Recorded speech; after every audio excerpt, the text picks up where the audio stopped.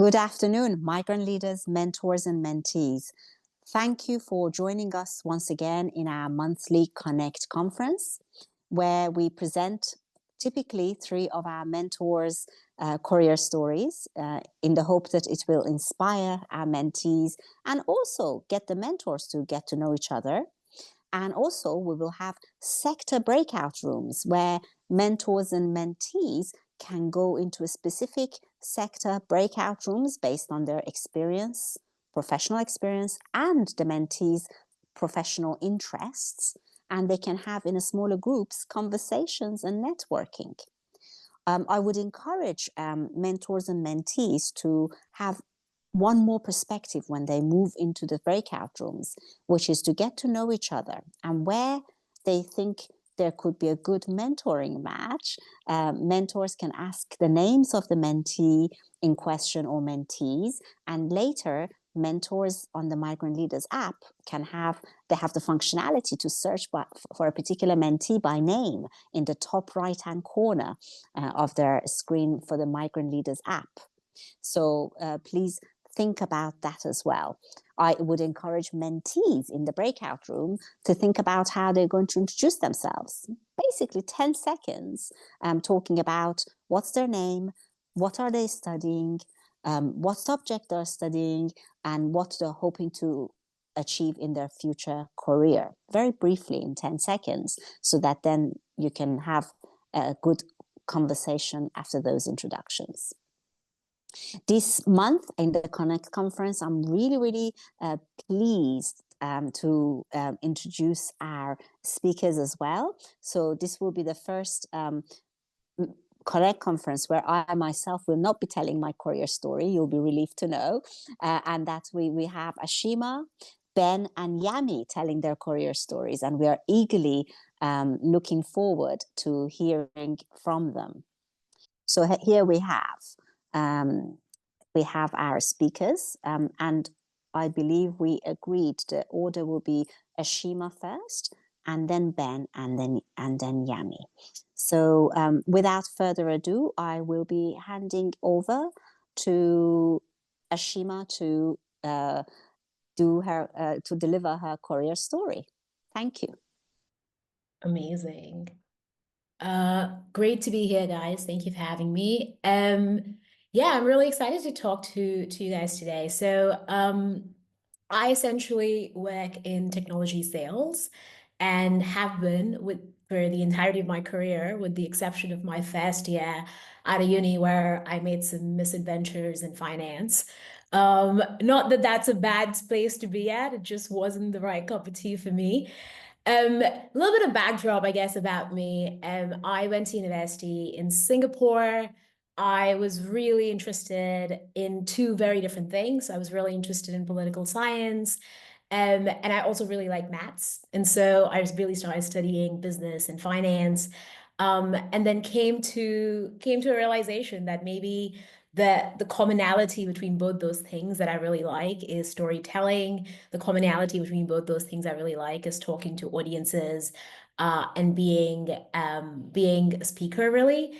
And so I realized I didn't want to do consulting. And so I decided to move into my first job out of uni, which was at a company called Fitch.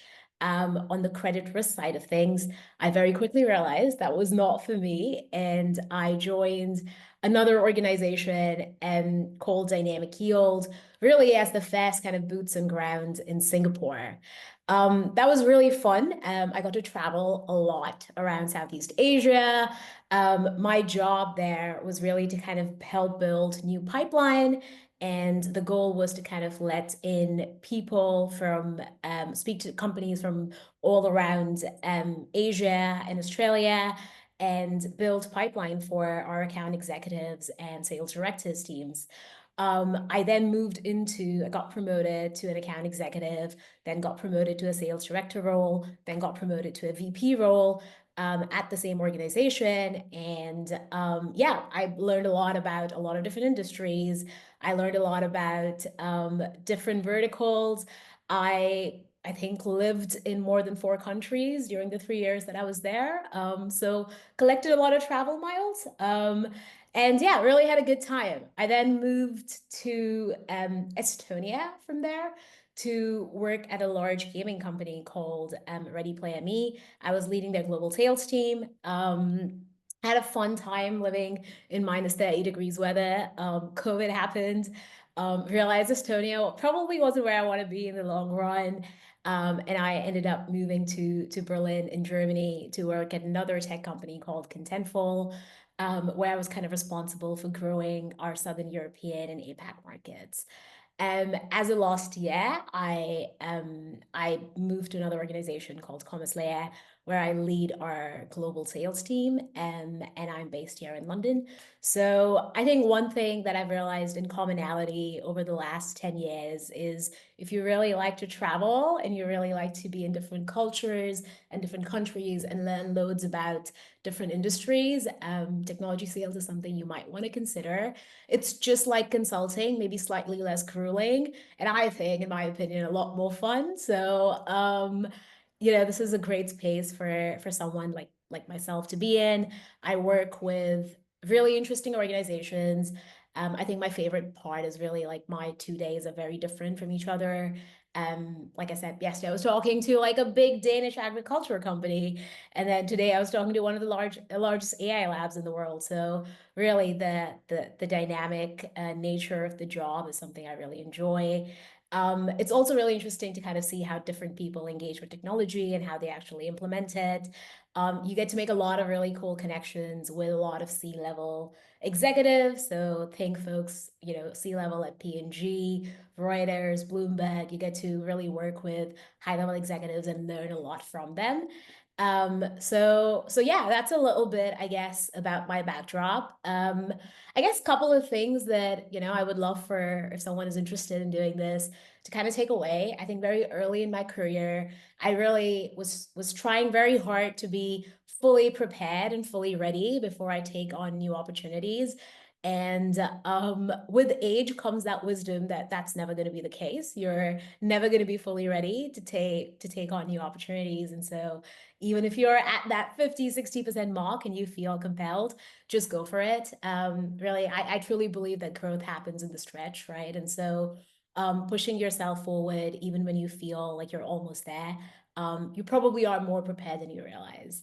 And the other thing is, obviously, I'm a brown woman. I grew up in several countries. I think it's always interesting to talk about your background, to talk about where you come from, and to talk about what makes you different. Very often I'm in rooms where I am obviously the only woman and definitely the only minority. And so definitely, championing where you come from and telling that part of your story, that's always going to bring some additional edge in your life. So yeah, those are, I guess, the two things. I'd love to talk to some of y'all more. So yeah, it's a little bit of a background, I guess, of where I came from.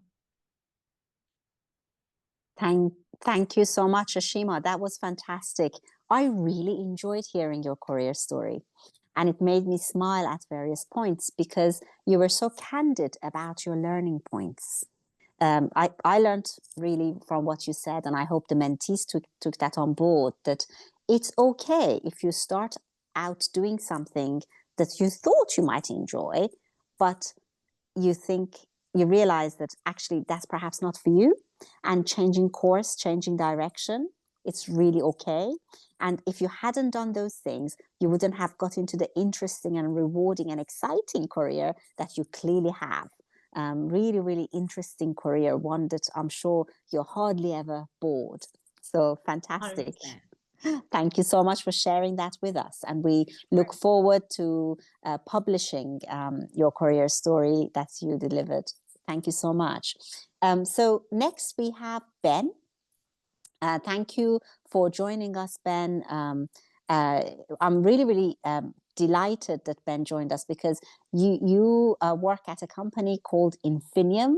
And I remember when I met your president, Aldo Govi, how excited I was to be working with Infinium. And we subsequently took 14 chemical engineering and chemistry university students for a 1-week internship to Infinium, which was really exciting. Thank you, Ben, first of all, for joining Migrant Leaders as a mentor.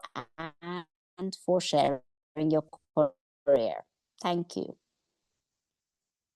I'm delighted to be working with migrant leaders. It's a real inspiration, and I love mentoring, and I really enjoy the mentees that I work with at the moment, and I learn so much from every conversation with them. And it's also really nice to hear from my fellow mentors as well. Thanks for sharing, Ashima, a great career story on your side.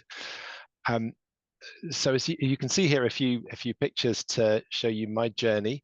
Started off in the southwest of England, born and brought up in the south of England in Wiltshire and Oxfordshire.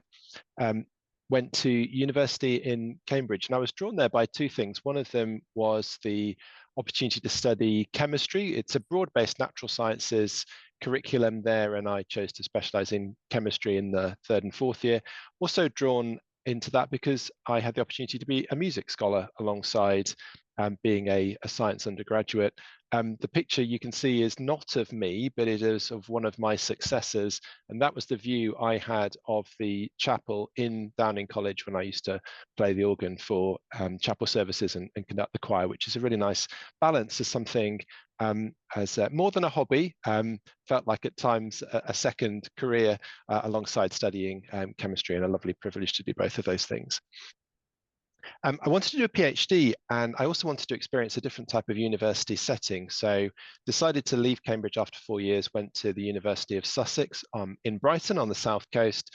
That's a picture of Brighton Beach, and I'm not afraid to say one of the reasons that I wanted to study at Sussex was because it's by the sea. It's a lovely place to live, very vibrant, edgy, dynamic city. The flat I lived on in the first year, you would be able to see if you panned that camera about 10 degrees to the left as you see it. So sea view opened up onto the seafront there. Also a great university for chemistry. Really was drawn to the professors' chemistry that I worked under, and also the atmosphere and the vibe within the team. Got the opportunity to do three things beyond my studies at the university there. So as I mentioned in my bio, I am a person of faith, and I was part of a church community there. That's St. Luke's there, Prestonville, which was the church I was part of there. I'm also a keen musician, and alongside studying, I played in the band for Fame, the musical, which we put on in the student group. And I had 3 months at the University of Mainz in Germany to study and learn there. And I think that really took me into a place where I recognized I could enjoy, I could learn from and feel part of a community abroad. So I then looked for opportunities to continue my academic career in Germany after finishing at Sussex, and with the same professor, but at a different university that he had subsequently moved to. I had the opportunity and privilege to study in Aachen for 2 years as a postdoctoral researcher. I was supervising students, doing some of my own work, and teaching in laboratories, as well as writing papers, and enjoying the academic experience. From Germany, I then came back to the UK. I felt quite a personal draw back to my country of origin, so went back to the UK and got a job with Infinium as a technologist, doing more laboratory chemistry, then was promoted to be a team leader, had the opportunity to run a customer account with one of our major oil industry customers, traveled around the world, working with and meeting people in that organization. And over the last few years, I have been a new business development manager, which I can decode that for you as being looking for things that are profitable for Infinium to do when cars have engines removed and batteries replacing them, and fuel tanks removed and an electric drivetrain in place. So this is for the energy transition away from downstream petrochemicals into green tech, and my job is to find things for us to do in that space in order to support the energy transition. So a few things that I've learned, and things I wish I had learnt sooner. And I wish somebody had told me when I was 21 and not 45 that these things are important. So speaking to the 21-year-old version of myself, I would say value and nurture your network. And I put that deliberately at the top of the list. I think this is a great forum for networking, and I would take any opportunity that comes your way to just enrich your life by meeting people and somehow get in contact with them. Social media is great for that, and then finding a way to stay connected and use that to grow and nurture your network. Also invest in yourself, invest in those around you. I think mentoring is a terrific way to do this, and you're never too young or inexperienced to be a mentor for somebody. So start mentoring young and enjoy the experience, learn from it. Enjoy what you do, or do something else. I certainly would have made those choices at any point. Make time for well-being, creativity, and as you go along, balance pragmatism and ambition, and that will be a balance that will change as your life goes along. So those are a few things that I wish somebody had told me when I was the age of the mentees that are gathered here. So I offer you that for your own reflections. And yeah, thanks for having me, and thanks for having me part of this organization. I always enjoy my mentoring experiences through migrant leaders. Thank you so much, Ben. That was really great to hear. And I look forward very much to continue to working with you and the Infinium team. We have Yami next for the next and final career story for this Connect conference. Hello, everyone. I hope you are listening well, because I have been a lot of technical problems. I just chat offline with Fausia because I sent my presentation in the morning thinking, well, around lunchtime, thinking that she got it, but she never got it. And probably she will get 10 million of them now, because I have been trying from all my different emails, Outlook, Gmail, etc. Anyway, my name is Yami Montano, or Yamilet Montano. I'm from Cali, Colombia, South Colombia. I came to the UK around 23 years ago. I came to improve my English. I conserve my accent, which I am very proud of, so everybody can see that I'm not British. I came to improve my English so I could go to university. I went to Queen Mary's University in East London. I did business management, and then as every single of my 220 colleagues from the classrooms, we were hoping to go to banking, marketing, you name it. And then we received so many no's as thank you for your application. It looks really nice. You have really great grades, but.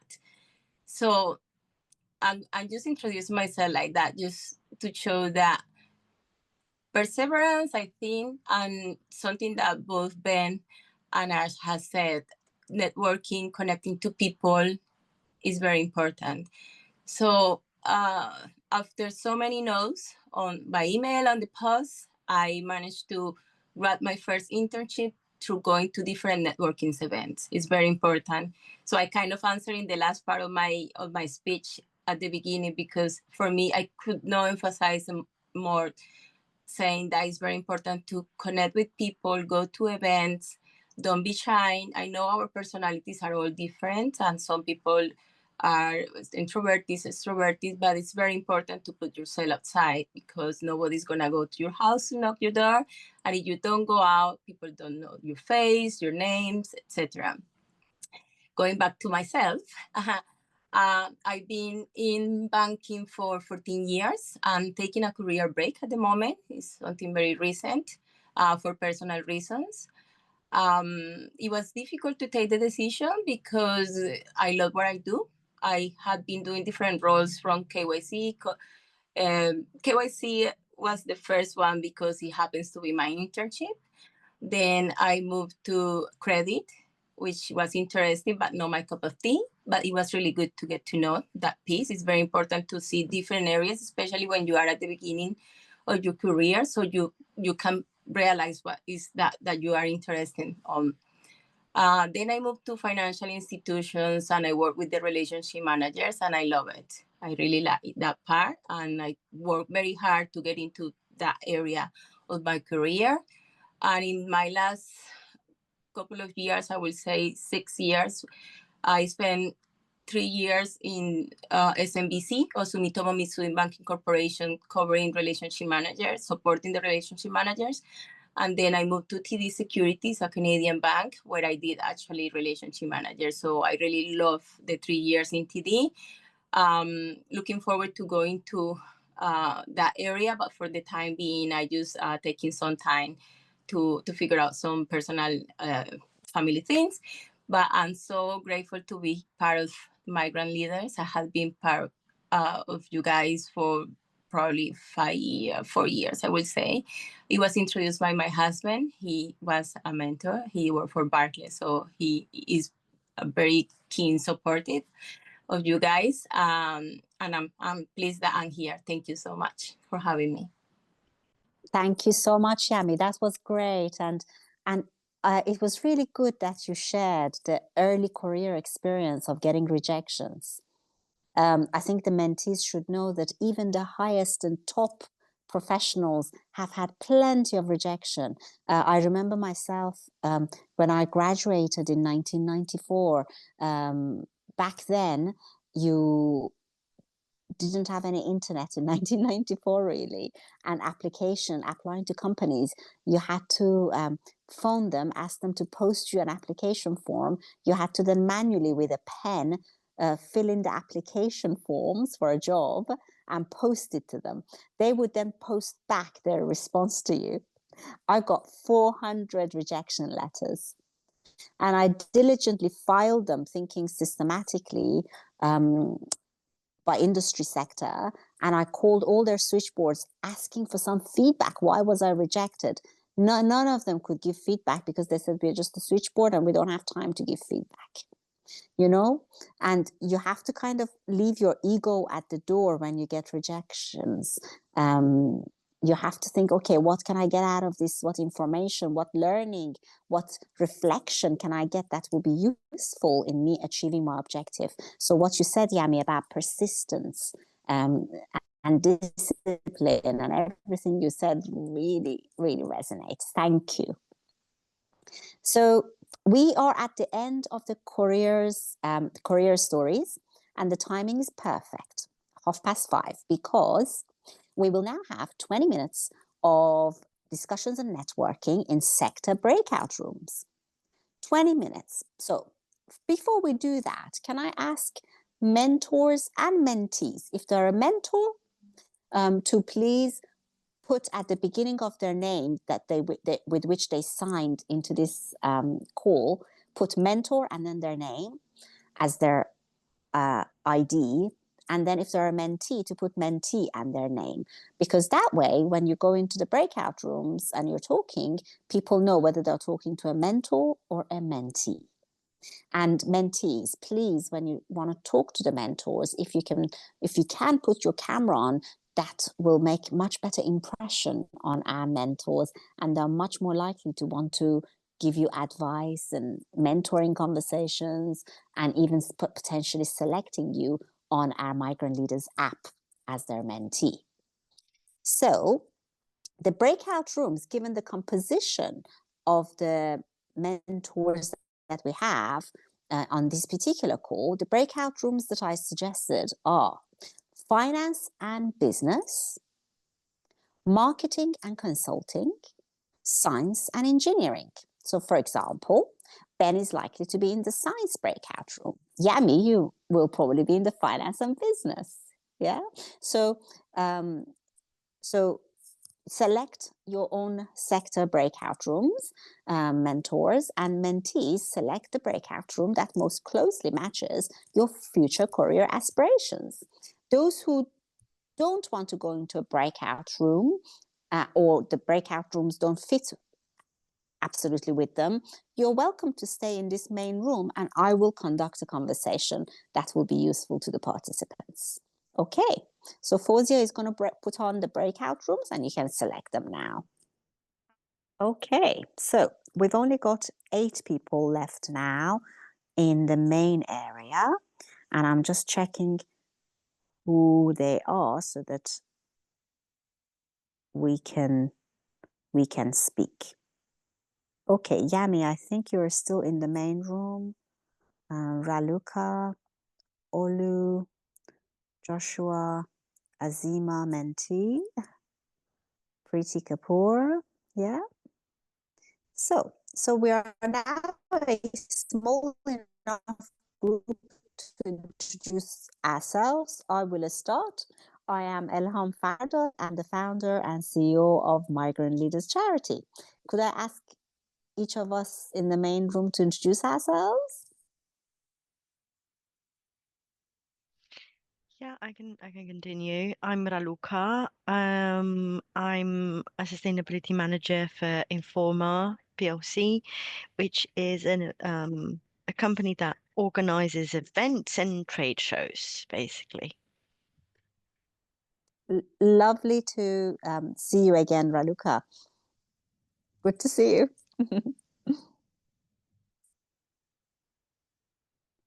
Okay, who is next? Who do we have in the main room? Everyone. My name is Hello. Olu, Hi, and Olu.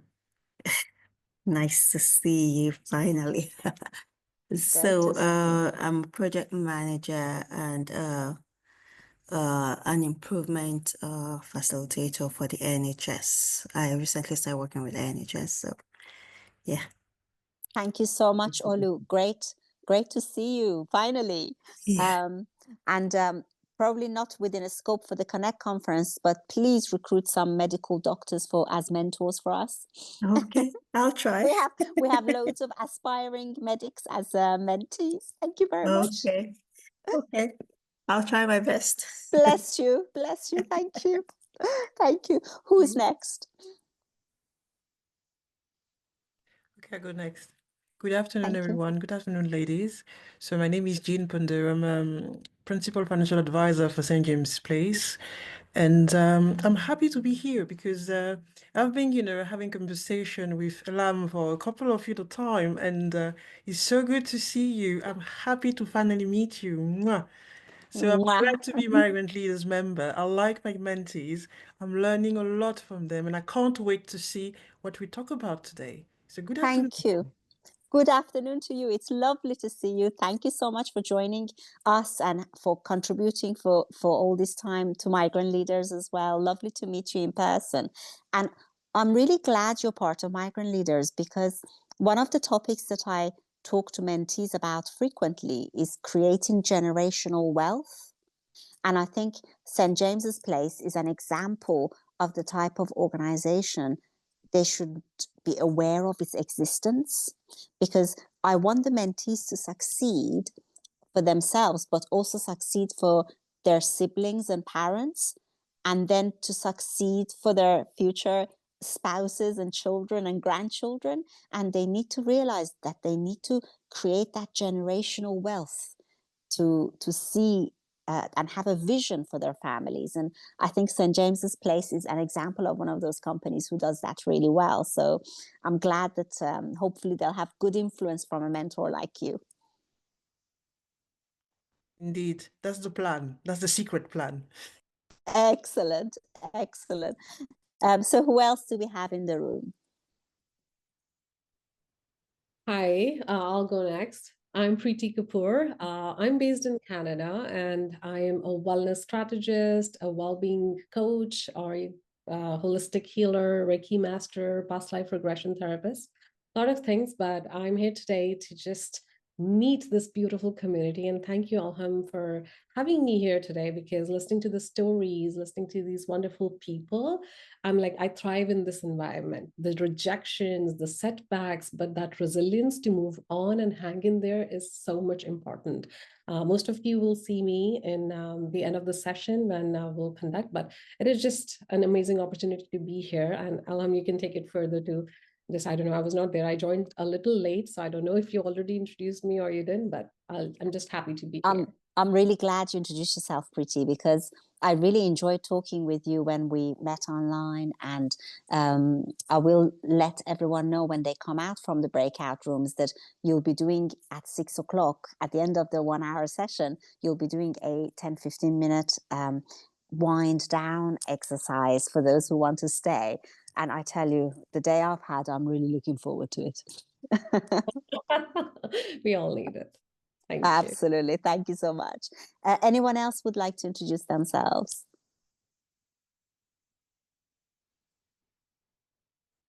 I think we've got, we've got, do we have any mentees here? Let's see. We have Seema. one mentee. Would you like to introduce yourself? Hi, I'm Zema. I'm in year 12 and I'd like to be a lawyer. Fantastic. Thanks very much for introducing yourself. Well done. And you're lucky you get all of us as mentors. So everyone who is in this particular main room, I would say, so for Zema's perspective, year 12 is really 17 years old, right, Zema? Yep. 17 years old, you've just started your A-levels, having done your GCSEs, and you want to be a lawyer. Why don't we go around the room and each of us provide you with a little golden nugget in terms of tips for that? So my tip for you, if I may start, would be that in a career like law, finance, consulting, investment banking, these are pretty challenging, competitive careers. My tip for you, Zema, focus on those of the rest of your life. That would be my tip for you. Who else would like to share a tip with Zema? Oh, if I can tell you something, you know what? Don't be, impressed by rooms. You belong anywhere. Just have the confidence. Go with who you are. Because when you start shining, trust me, everybody will see it. So never doubt that you can do something. Because everyone, can tell you you won't be able to do it, but don't believe them. Believe in you. It's inside you, actually. We're just there to find a way to admit that you can do it. So go for it. Be a lawyer. We like it. I love it. Thank you. Who's next with their advice for Zema, an aspiring lawyer? Okay, I think, well, I'm sure you'd have heard this a lot more times than now, but yes, keep an open mind. Everywhere you go, try as much as possible to learn, either to learn something to keep or something to remove, but learn. Don't, and this is me sharing from experience, okay? Don't feel as if there's some times or areas or places that you cannot learn, or there's some, just keep an open mind. Get as much as you can everywhere you find yourself. And those things that you learn will definitely keep building you. And those things are the things that will make you to sit at those tables where you would have thought, oh, you're not. That's fantastic. You're not supposed to be there. But yeah, keep an open mind. And I love it. Keep an open mind and keep learning. All of it is great opportunity.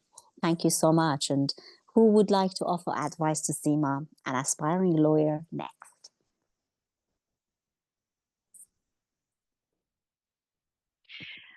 I can follow up on that. I think one of the things that we are never taught is identifying what are the values of a certain profession, and reflect whether we have those values ourselves.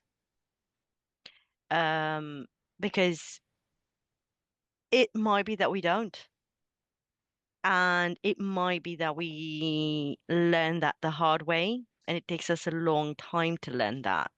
Say, for example, if you want a career in the medical industry, as you were mentioning earlier, that a lot of the mentees are planning on following a medical career. What are those values? I think they're pretty much around unlimited empathy, unlimited love for the humankind, and those sort of things. Those are values that not everyone has. We have to be very honest, not everyone has. And perhaps if you don't have them, perhaps this is not the right thing for you. I'm just saying this because I see a lot of times I see it in my generation, for example, people that have gone into careers or professions because they were making a lot of money, or involving a lot of money, or because they gave job security, or because whatever random reason like that. And it doesn't work. It doesn't work. So for Zema, I would say have a look and have a think what kind of values that profession involves. Because, for example, one that I would think of is a very keen love for rules, the law, fairness, respect for others, and such things, and try to see if that resonates with you. It's really, really important what you said, Raluca, because I myself have been the recipient of that wisdom as I chose a career in finance and consulting. And sometimes the way people achieve success, in particular in the consulting world, in client-facing roles such as law firms or consulting firms, is a little bit cutthroat. You go after, you compete with your competitors, you go after the sales, and some people do it in a way that don't match with my values. And I'm sure there are bits of me that they might not find aligned with their values. So if you do go into an industry such as a law firm or consulting firm, what I would say, don't lose yourself. Don't lose your own character, because money comes, money goes, health comes, health goes. But the only thing nobody can ever take away from you is your character and your values. So be really clear about who you are, how you want to conduct business, and don't lower your standards, don't lower your values, because values should stay the same throughout your life. It's one of those things that you can understand your values and yourself more as you get older and more experienced. But once you've discovered who you are and what your values are, those should not really change over time. So stick with that, actually. So thank you so much. Would anyone else like to impart any nuggets of advice for our mentee? Yes. I'm Last thing, if I may, I say Yeah. that Haluka is a bit brutal. She's 17. She's at the cycle where we want all the emulation, all the energy to be positive. She has 4 years in front of her to learn more. We want you to go to low, faculty and to shine there. The piece Raluca is talking about is when we start fighting for internship at the Big Four, the Big Five. Then you come back to us and you let us know which firms in the city are the one matching your values. But first of all, please, go express yourself, be creative, crush the ceilings. Then, phase two, we talk about where you want to go. So Yeah. I want to keep, the energy upbeat here because it was a bit, going down Yeah. there, Aluka. We need to push her. You can do it, Zima. We're with you, okay? I would Yeah. say, on the contrary, I think maybe there's a miscommunication or a misunderstanding, which is very probable. But I would say my message is on the contrary. My message is choose with your heart. When you choose a path, whatever that is choose with your heart. That's what I'm trying to say. So perhaps if I condense it in this one sentence, choose with your heart, not what society thinks is best for you, what other people think it's best for you, that sort of thing. But just make sure that it's your own personal choice and it comes from within you. Hopefully that's maybe the shorter Yeah. message, maybe if I use fewer words. Yeah. No, I think reflecting on what advice I gave as well, I don't want mentees to think that it's a battlefield out there.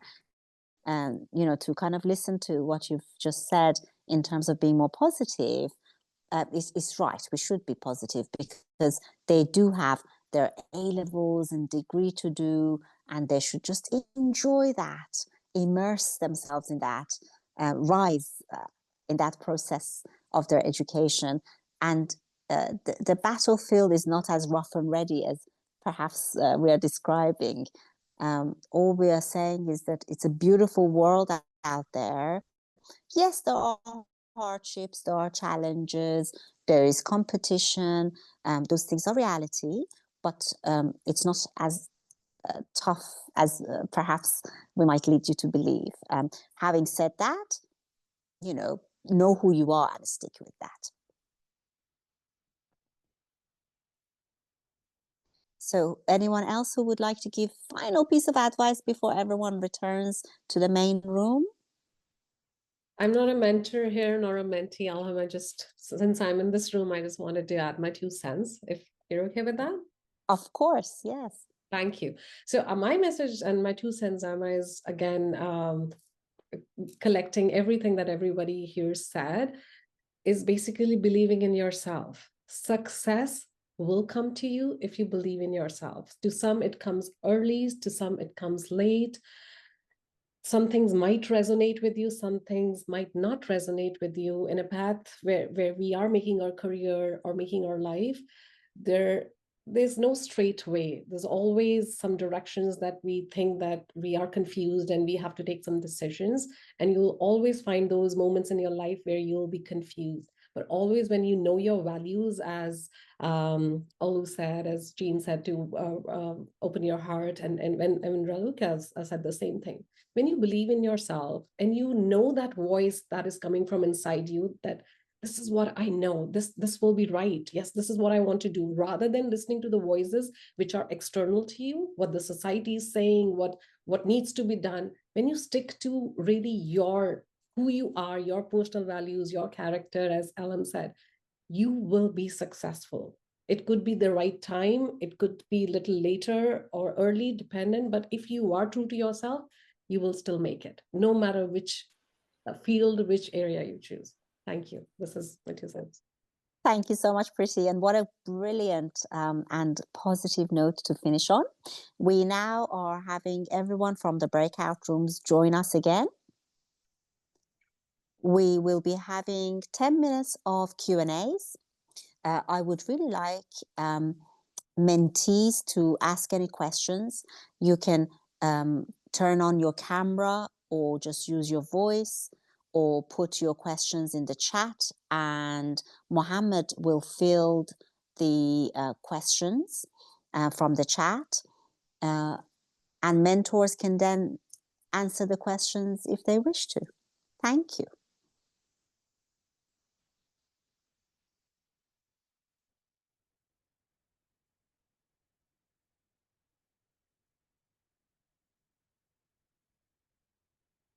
While we get some questions, it's worth me mentioning that we will finish the Q&A at 6 o'clock, so in 10 minutes. And after that, we have about 15 minutes with Priti, who is a healing counselor who I've been speaking to, and she will conduct a wind down. Is it a fair description, Priti? A wind down session for 15 minutes for those who would like to stay until 6:15 and end their day calm and happy. I certainly do.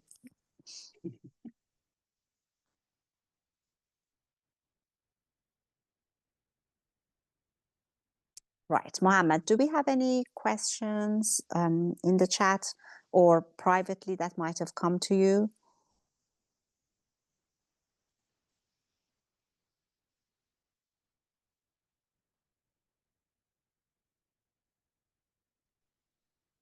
Hello, can you hear me?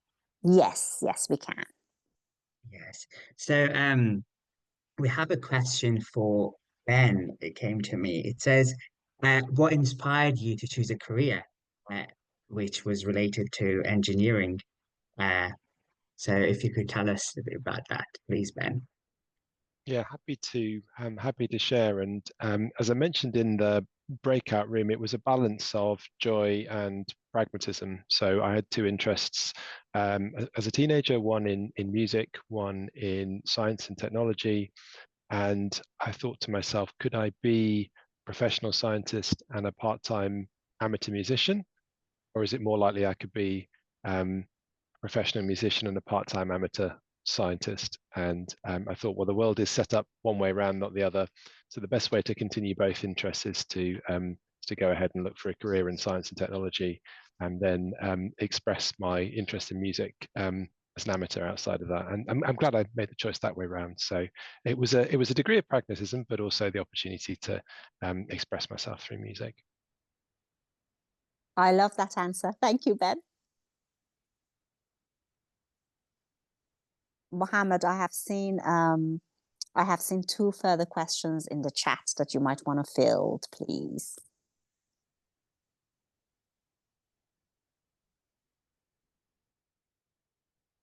So we have a question asked, how can I stand out as an upcoming medical student or medicine student? And in reality, even non-medical mentors can answer that. Would any one or two mentors like to go next? I don't mind going because I've worked in the NHS as a quality manager and admin manager and worked with clinicians and still do actually.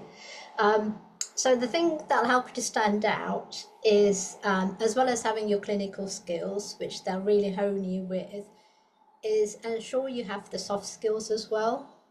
The best clinicians out there have both.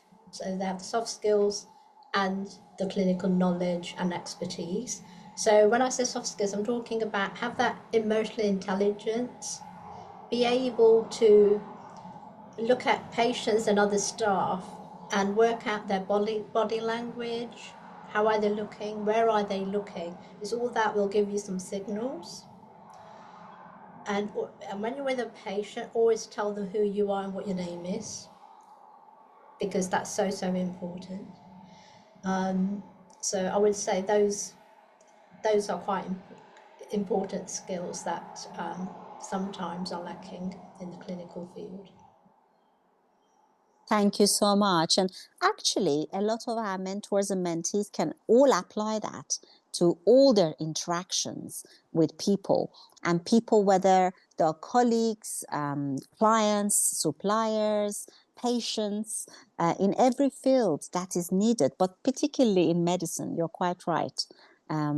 So Mohammed, I shall go. Thank you so much for that excellent advice. Mohammed, I will let you field the next question, please. So we have this question for Shima.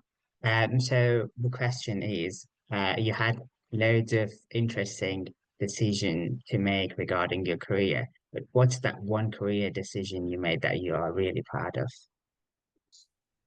I didn't put this in my career story, but I actually went to law school for a year after high school.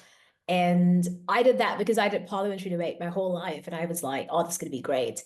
I absolutely detested it, but I was very good at it.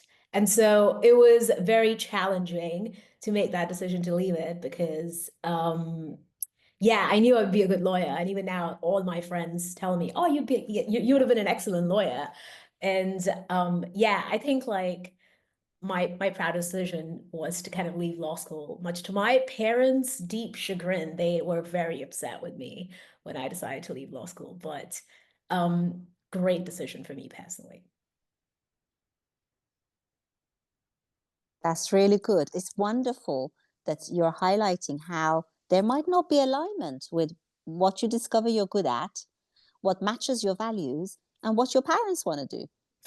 And that's all right. You've got to work it out. And at the end, you've got to be happy. You've got to be pleased with yourself, and you've got to be successful in your own eyes. So this is quite a common scenario, actually, that occurs for our mentees, where they're discovering what they're good at, what matches their character, and then what their parents want. And what they end up doing is a combination of all of those things. So what's next, Mohammed, in terms of questions? Elham, would you mind if I just interjected? Would that be Sure, of course, go ahead. Just because I know Ammo, I was in the breakout room with Ammo earlier, and I didn't find out from him if he had our resources for aspiring medical students document already. Ammo, can you just quickly put your camera on or turn your microphone on and let me know yes or no? No, I don't You have don't that. have that. Okay, I'll get that to you tomorrow. If I don't send it to you tomorrow, please remind me by email. And I can see that George has put in the chat that he's suggested that you look for some videos on emotional intelligence. We also have some information about emotional intelligence on our Young Leader Modules course on our website. So I'll send you some resources, and you can that'll give you a bit of a steer in terms of the questions that you're asking. Okay. Thank you very much. Pleasure. Good to have you with us. Back to you, Mohammed. Yes, so this question is for Yami. So Yami, the question is, you had lots of challenges in your journey and setbacks, but you clearly showed lots of resilience. What motivated you to keep going despite the challenges? Thank you, Mohammed. For me, it's a very, I would not say it's a difficult answer to give, because I think I was born with extra positive levels of, everybody has level of energy or no energy, and I think my positivity is quite high. I always trying to see the good in things, because as the person who is asking, I didn't see who is asking the question. I come from very far away. It wasn't easy for my parents to sponsor that trip. It wasn't easy for my parents to pay those fees for the English school. So I always had that pressure, not pressure of I need to do good. I need to go to my class. Because I could have done anything else. I didn't have any adults here looking after me. I could do whatever I wanted in London. So I think I grew up quite fast, and compared with the age I arrived in the UK. I matured quite fast, and that gave me that source of responsibility that I cannot let my mom down. That's one thing. So when I start studying English, being lonely here with family abroad, it can be it can be very difficult. Yes, and I think that's one of the things I remember the most with nostalgic. But at the same time, when I thought I was the first one of my family coming here to represent, and I wasn't just representing my family, and still now, 23 years ago, I'm representing my country. I am very, very, very, very proud where I come from. And what people talk about Colombia today, compared with what they talked about Colombia 20 years ago, has changed. But there is still a lot of things that needs to be changing, and I'm here to change it. So going back to the question, I think it's very important to keep focus. It's not easy. I'm not saying it's easy, but it's very important. So when you decide to step out of your country, it's a hard decision, because you had all your family there. You grew up with them. And until now, I'm an adult. I'm 44 and had 3 kids, and I'm happy here. This is home. But it strings my heart every time when I think everything what I left behind, because I love my country. But I'm very proud where I am now, and I was very focused. Every time when I was down, I embrace it, because it's very important to embrace those feelings. It's very important to, if you need to let it down, whether it's running, crying, both at the same time, do it, because it's part of you. You need to feel it and you need to take it out. Next day is another day. Focus. Why are you here? Your parents sent you here for a reason. Your mom, they pain, they making a big effort. So that was kind of my motivation. And when I received all those no after I graduated from university, I never thought I would finish a university degree in the UK, because it's very expensive, and I come from a very middle-class family. But you work hard and you find your way to get into things. And I managed to get to Queen Mary's and work hard and work in the day, study at the night, or vice versa. And it was tiring, but I had that focus. And that was my, like when you are running a marathon, I never had run a marathon, only 5 or 6Ks, but that is the end goal. And you need to keep that focus, and that will give you the energy and that passion. And that was my passion until now. I had my family. I feel very proud where I am. And I feel that everybody who decides to leave their country just for the fact of whatever study, working, is just applause for everyone, every single person in this chat, in this room. So that's my saying on that question. I'm sorry, I get very emotional, but being Latin, it's the way to do it, right?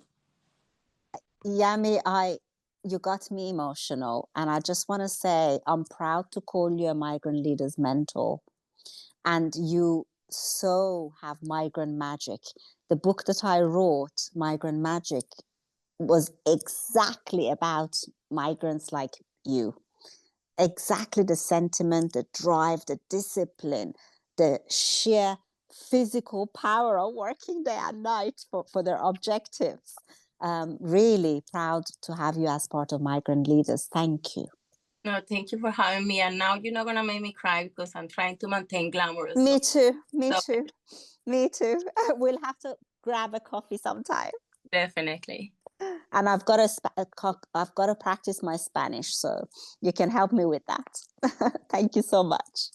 So, Mohammed, if we don't have any other questions in the chat, tell me if we do. If we don't, we can actually move to the 15-minute wind down session.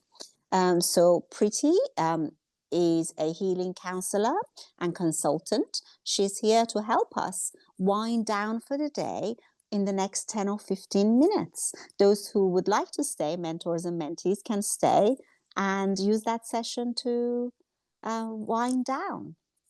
Thank you.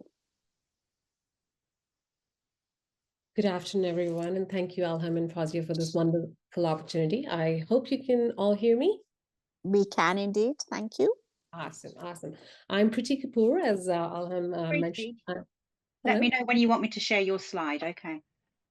Yeah, I'm like, you can share it now or later, really. Okay, shall I do that now then? Yeah, sure. Okay, so I'm Preeti Kapoor. I'm the founder and CEO of Heal Within.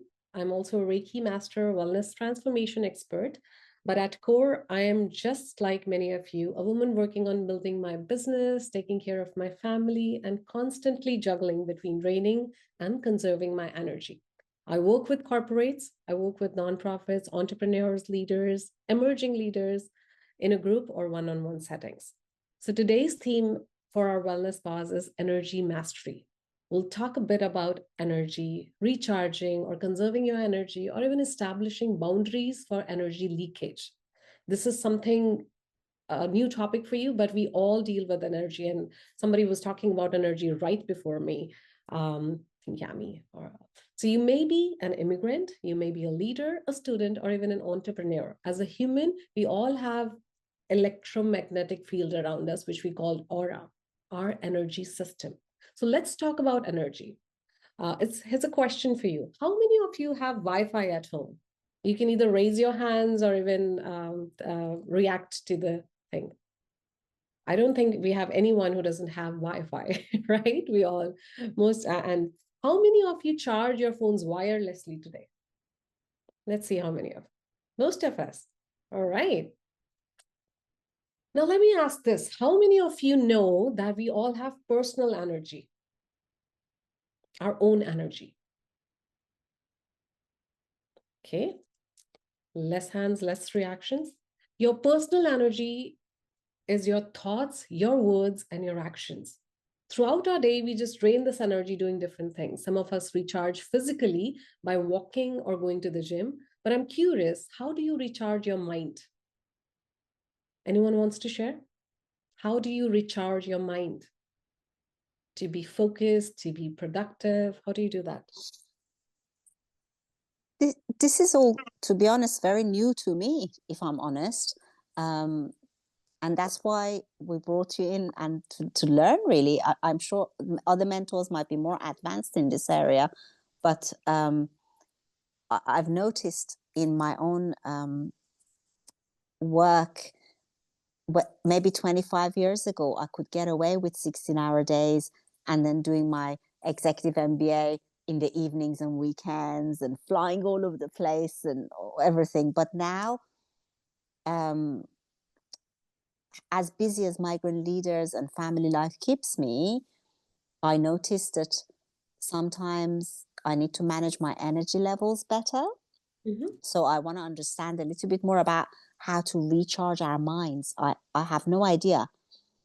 Yeah, no, that's why I'm here. And thank you, Alham, for bringing, because most of us really don't know. And if we even know, we don't take that time often to recharge ourselves. So just a question, just a thought-provoking question. When was the last time you felt truly energized after a conversation? Anyone who wants to share, like what kind of conversation energizes you? I must admit, I really like, I hope they don't mind me saying this, I really like the Migrant Leaders team. So often those energized feelings come when I've been talking to the Migrant Leaders team. And sometimes it happens when I meet the potential mentors, for example, on Zoom or in person, and they share their life story or career story, and then I recruit them as a mentor. That makes me feel really energized. I literally keep going personally and professionally for like 48 hours on that energy.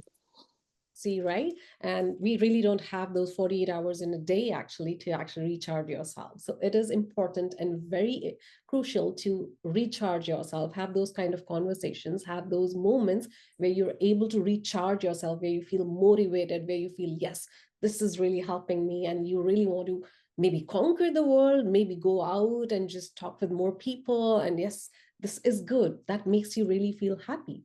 But unfortunately, these are very few moments in a day that make us happy. Most of the time, we are draining our energy. We are doing work, we are doing things, tasks that sometimes we don't even think that energy is being leaked.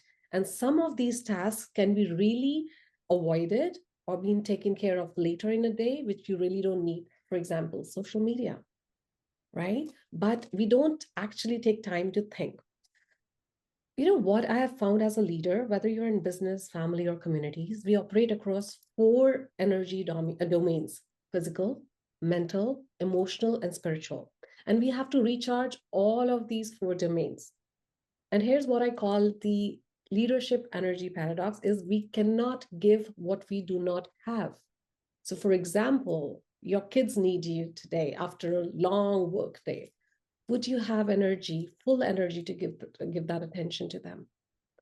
If somebody, maybe a mentor or a mentee, really needs your help, and if you've had a really busy day, would you have that 100% to give? Not even 100%, maybe some of it. So you really need to recharge yourself in breaks, in times that you have that kind of energy where whatever is needed from you, which is important to you and to your loved ones or to the people around you, you're able to have that energy. Does anyone else feel like they're sometimes expected to have unlimited energy reserves?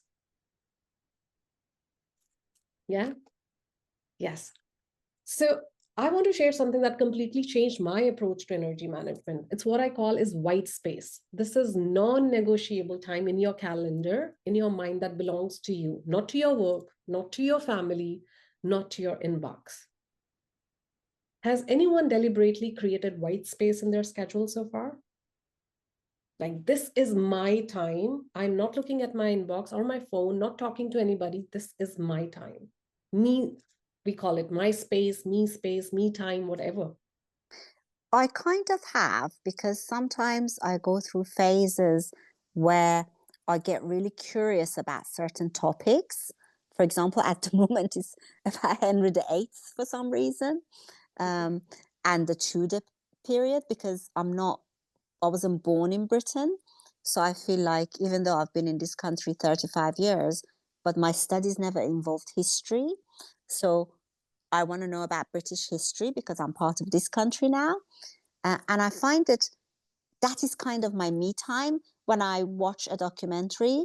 But if I'm honest, it's constantly disturbed by LinkedIn, by my emails, by my family, by phone calls. It's not really me time, is it? No, it's not.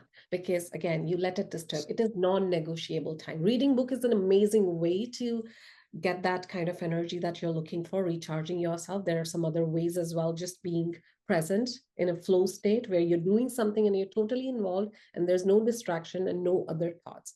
Or it could be just giving yourself 10 minutes of mindfulness or meditation. And if you are interested in knowing how you can actually recharge yourself, this is not magic. This is very basic techniques and practical tools and mindfulness tools that really help you go throughout the day. And if you practice regularly, these really help you make you strong and have that kind of energy reserve we all want today, and not drain and establish boundaries. So maybe this is your homework. If you really want to work on your well-being, you have to think, where does your energy leak during the day? Where are those leakages? Where are the things that you really slide? For example, LM shared that LinkedIn inbox. Yes, you definitely need to get back to those emails, but you can choose a time where you can actually spend 30 minutes for that and not look at your inbox for maybe 2 hours when you're working or you're focused. Maybe it's when you sit through the meetings one after the other without a break, or when your phone keeps pinging you notification and times yourself scrolling through the social media. These are your leaks. So you have to sit down and think, which are these energy leaks? Second question for you is, which relationships at work or at home or in your social area fill you up versus wear you down? Think about how you feel after talking to someone who believes in you, compared to that person who always dumps problems in your lap without trying to solve them. Or maybe a difference between working with a team where everyone contributes versus having someone watch your every move. I know some might agree with this thing as well. And maybe another question, how might the people around you at work or maybe at home mirror you managing your own energy? So these are very self-reflective questions, which we don't think of often, but these help you see things in a very different perspective, where you really need to work on yourself and get that time that, okay, this is recharging me and this is not recharging me. And remember, effective energy management isn't selfish, it's strategic. Like flight attendants always tell you, secure your own oxygen mark before assisting others. So you come first, you have to be your priority. Actually, Preeti, I think I'm going to say something that probably applies to a lot of the participants today, because we're a very similar age, the mentors who've remained in the room. I realize, listening to you, Preeti, that perhaps I haven't been exemplifying the right behaviors always to my own children, because I have teenage children, and my motto as a mom is, anything I'm doing, no matter what it is, if they need me, they want to talk to me, ask questions, need anything, I drop everything when they come to me. And that has meant that perhaps I haven't set a good example in terms of what behaviors they should have in order to safeguard their own space, their well-being, their boundaries. So I should do more of that even towards them, so that we set a good example for the young people, right? Absolutely, Alham. You are so right in this approach, because as parents, every day we have different challenges and then we have different things to take care on. But the fact is that whether you talk to your kids, whether your words come as positive or negative, they're still taking your energy. We don't realize that they're still taking your energy. They're observing you all the time. So it is very important for us as parents to set that example, to be able to be a role model for them, or just give them whatever they need to be successful in their lives. Excellent. So always remember that whatever you're doing, whenever you're at home around your kids, they're watching you. Thank you. And I see Yami has raised her hand. Yes, it's it's very interesting. Sorry, I took my camera because my little one just came talking about the topic. I told him, Mommy's gonna be busy for an hour, and I need you to stay here and be your best friend with your best friend that is the TV right now. So he was happy, but at the same time, he noticed that 1 hour passed. So he came to say, my 1 hour passed. So it's very important. And I had 3 boys and different personalities, but the middle one is a replica of me. It's a chatty box. He's super Latin, so he's very affectionate. He doesn't know when to stop talking. And when Mommy said, no, Mommy's busy, he doesn't seem to hear that. He just continue with what he's saying. So what I had been practicing a lot, something I didn't do before, is I made them aware, this is Mommy time, I really need it. And I explained to them, to be able to be the best version of Mommy, I also need the space. As you want your space with your iPad, or you want your space with your PlayStation, for instance, Mommy needs a space with whatever she's doing. So I've been very repetitive consciously, because I wasn't doing it consciously. I was saying I'm busy, but that's it. And I explain why I'm busy, what I'm doing. So it's important for me as mom, I'm professional, for them to see that apart from being a mom, I also have a life.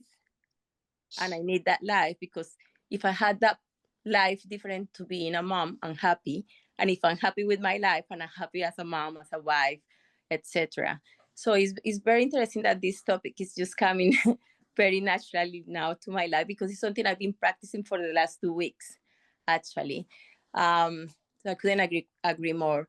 And I think for us as moms, professional, aunties, all the roles that we have, men and women that has kids, in my case, it's very important that they are aware that we are not just wearing one hat, that it's possible to wear different hats and it's okay, but you need to understand that there is a space for different things.